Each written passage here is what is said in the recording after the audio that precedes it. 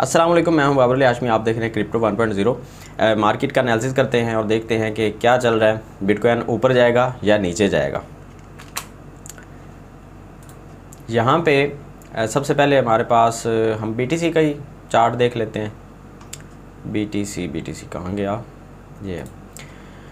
अच्छा, बीटीसी के बारे में मैंने पिछली बहुत सारी वीडियोस के अंदर आपको ये बताया हुआ है कि बीटीसी का एक राइजिंग वेज बन रहा है, जिसकी वजह से बीटीसी जो है वो ऊपर की तरफ थोड़ा बहुत जाता है और फिर नीचे खिंचा चला आता है।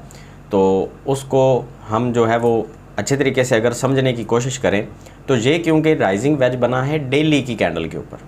अब डेली कैंडल में जब भी कोई पैटर्न बनता है तो उसका रिज़ल्ट तो जो आएगा वो थोड़ी सी देर के साथ आएगा, लेकिन बहुत एक्सट्रीम लेवल के ऊपर आता है। कैसे? अगर ये मिसाल के तौर पे 1 आवर के टाइम फ्रेम के ऊपर ये राइजिंग वेज बना होता तो हम ये देखते हैं कि ये राइजिंग वेज जो है इसका अगर बहुत ज़्यादा क्रैश करती मार्केट तो 20,000 तक 21,000 तक आ जाती, या 21,400-500 तक आ जानी थी। लेकिन अब क्योंकि ये बना है डेली की कैंडल के ऊपर, तो यहाँ पे हम क्या देख रहे हैं कि मार्केट जो स्टार्ट हुई थी राइजिंग वेज जहाँ से बनना स्टार्ट हुआ था वो पॉइंट था तकरीबन 19,000 का।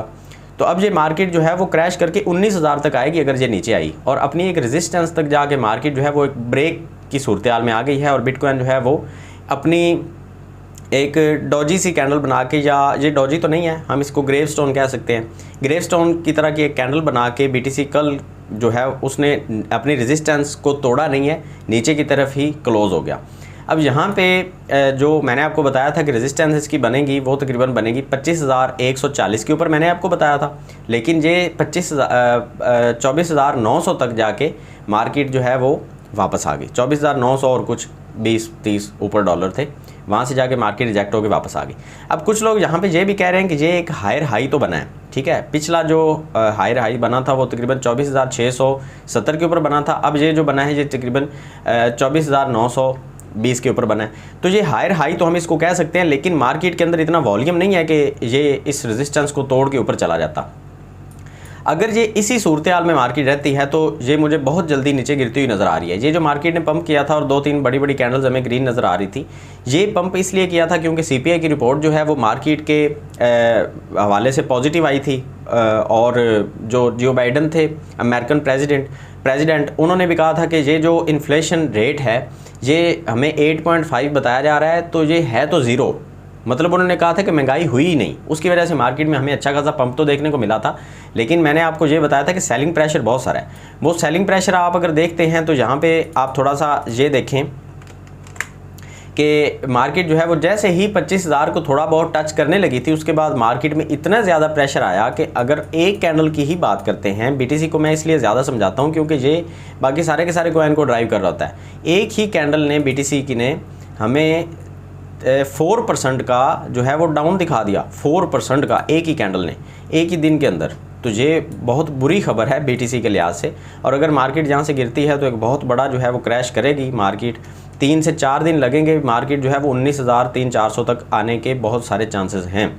तो इस सूरत हाल में आपने किसी भी कॉइन के अंदर अगर ट्रेड लेनी है तो स्टॉप लॉस आप बहुत टाइट रखिएगा, बहुत करीब रखिएगा। और हम बाकी थोड़ी सी बात कर लेते हैं यहाँ पे बिटकॉइन बैलेंस की। तो बिटकॉइन का जो बैलेंस है वो तकरीबन मेंटेन किया हुआ है एक्सचेंजेस ने, लेकिन ये जो मेंटेन किया हुआ है ये भी कोई अच्छी बात नहीं है। बिटकॉइन जो है वो सेलिंग एंड बाइंग अगर होती रहती है तो वो ज़्यादा बेटर होता है अगर ये बैलेंस मेंटेन रहता है उसकी निस्बत। अगर हम क्रिप्टो फीयर एंड ग्रीड देखते हैं तो कल की निस्बत हमें थोड़ा सा ज़्यादा बेटर मिल रहा है, लेकिन यहाँ पे जैसे जैसे ये ऊपर जाएगा तो लोग वहाँ पे सेलिंग शुरू कर देंगे, वो भी मार्केट के लिए कोई अच्छी खबर नहीं है। अच्छा, आगे चलते हैं। बीटीसी की बात तो हमने कर ली है, बीटीसी तो नीचे आने के चांसेस अभी बन रहे हैं। अथीरियम की थोड़ी सी साइड चलते हैं, अथीरियम के बारे में बात कर लेते हैं। अथीरियम अपनी एक रेजिस्टेंस तक गया और उसको तोड़ा नहीं है। ऊपर गई थी कैंडल, लेकिन जो क्लोज़ हुई वो नीचे आके हुई।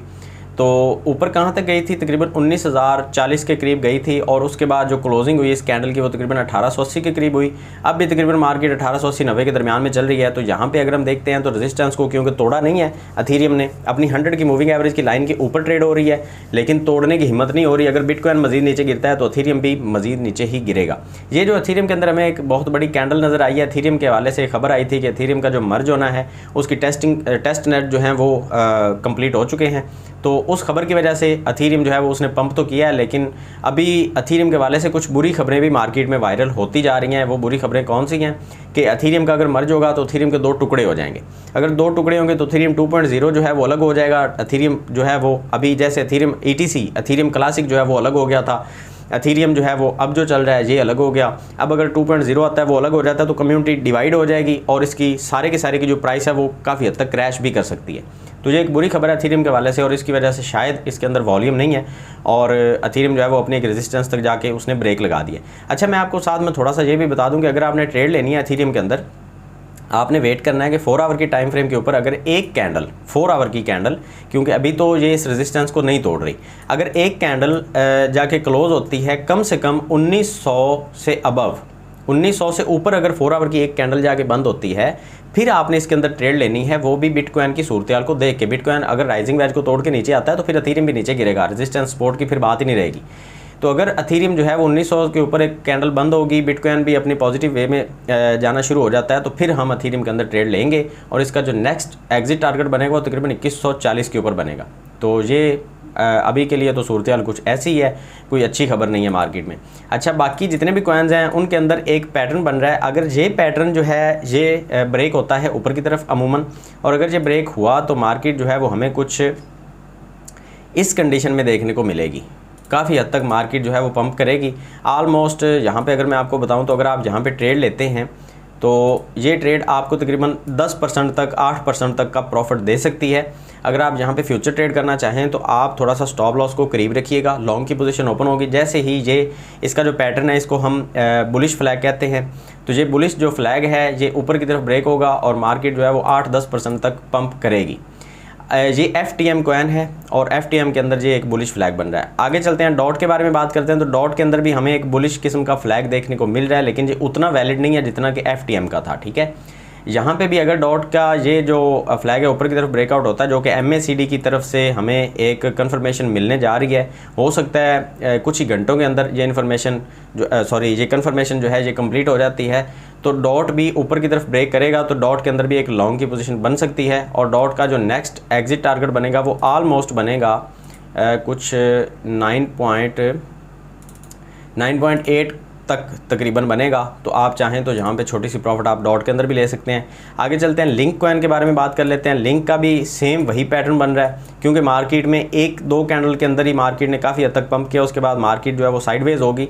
लेकिन जो एक बुलिश फ्लैग है यहाँ पे ये ब्रेक होता है तो यहाँ पे भी हमें तकरीबन लिंक जो है उसमें हमें अच्छा खासा 8-10% का प्रॉफिट देखने को मिलेगा। लेकिन ये सारी की सारी चीज़ें तभी होंगी अगर बिटकॉइन जो है वो नेगेटिव साइड ना जाना शुरू करे। तो अगर बिटकॉइन जो है वो नीचे आना शुरू कर दिया तो सारे के सारे कॉइन जो हैं वो अपने इन पैटर्न्स को छोड़ के नीचे की तरफ क्रैश करते हुए हमें नजर आएंगे और दोबारा से एंट्री का हमें भी मौका मिल जाएगा। और क्रिप्टो फीयर एंड ग्रीड के ऊपर आपने नज़र रखनी है टाइट, और बिटकॉइन का जो बैलेंस है एक्सचेंजेस के पास इसके ऊपर आपने टाइट नज़र रखनी है। काफ़ी सारी एक्सचेंजेस जो हैं ये आपको रेड कलर में नज़र आ रही हैं, बाइनांस, बिटफाइनेक्स, OKX, बिटमैक्स, बिटफ्लायर, ये सारी की सारी एक्सचेंजेस आपको रेड कलर के अंदर नज़र आ रही हैं। और ये जो सेलिंग हो रही है एक्सचेंजेस की तरफ से ये कोई अच्छी सेलिंग नहीं है, इसका मार्केट के ऊपर एक बुरा असर पड़ेगा और लोग जो हैं वो काफ़ी हद तक मार्केट में पैनिक में आके सेलिंग करते हैं इसको देख के। ठीक है, तो खैर आज की वीडियो में फ़िलहाल इतना ही। बाकी कॉइन्स के बारे में नेक्स्ट वीडियो में इंशाल्लाह से बात करेंगे।